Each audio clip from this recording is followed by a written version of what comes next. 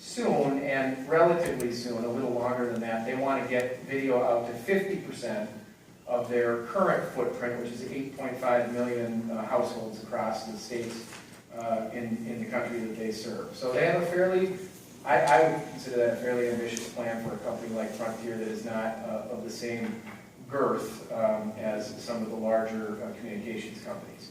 And lest you think they aren't all in, lest you think that Frontier's plans in Minnesota are, let's see how it goes, and we'll change course later. Frontier is all in with 2 feet. They have acquired AT&T's UVerse system, UVerse products in Connecticut, and they're operating that now. Frontier is, and they've acquired Verizon, another obviously very large incumbent communications provider, their Fios video product. So Frontier is in an acquisition mode. They have acquired some assets providing video services. They are in the video service business now, and they want to be in the video service in Minnesota. Here's the part that I do bad. I mean, you will go all of this badly, but here's the part that I certainly do badly, which is trying to characterize what they're going to provide. But I've listened to their speech now a number of times. It's a state-of-the-art video product. It offers all of the normal competencies, video on demand, the full range of all of the programs, of hundreds and hundreds of programs, digital, quality picture, et cetera, et cetera. So all of the things those of you that have been through CenturyLink have heard would be comparable to what Frontier is describing. Lest there be any doubt, to do that, it requires some investment. There's always a view, frankly I hold a view a fair amount of time, that because you're an incumbent phone company, which means you have a wire to every single home in a given community where you're the incumbent phone company, that there's relatively little investment to make. You're not like a brand new company coming to town that has to string the whole system. That's right to a point, but only to a point, because just as with CenturyLink, you must be able to push, if you're Frontier, high speeds, high broadband speeds down all the way to the consumer, to the household, in order to deliver this product. I'm not going to try and quote the megabits per second that you got to have on the Frontier network. CenturyLink talks about having to have 25 megs to be able to provide their video product.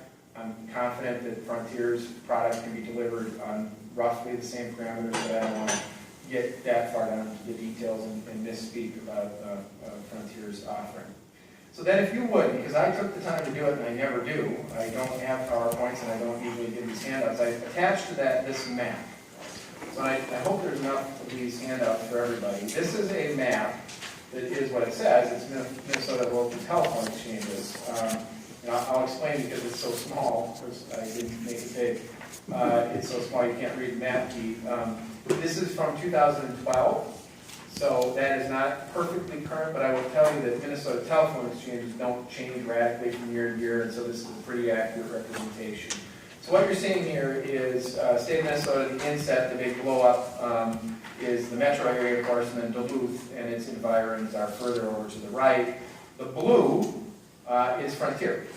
So when I say Frontier is the other sort of big local phone company in Minnesota relative to CenturyLink, that's right, they are.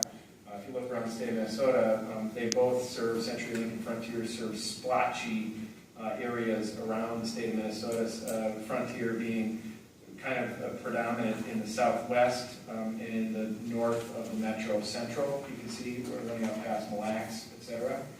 Then if you look at the metro, you can see CenturyLink in yellow, in the dark yellow. I should be clear about that, the light yellow is something else. The dark yellow is CenturyLink.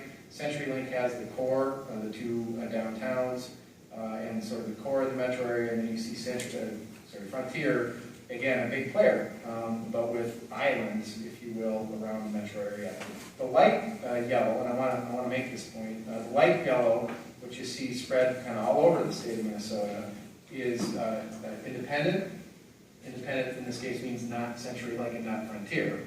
Independent phone companies, municipal cities that provide their own telephone service and in some cases cable service, and then co-ops. Co-ops are a very big player, originally farm cooperatives that became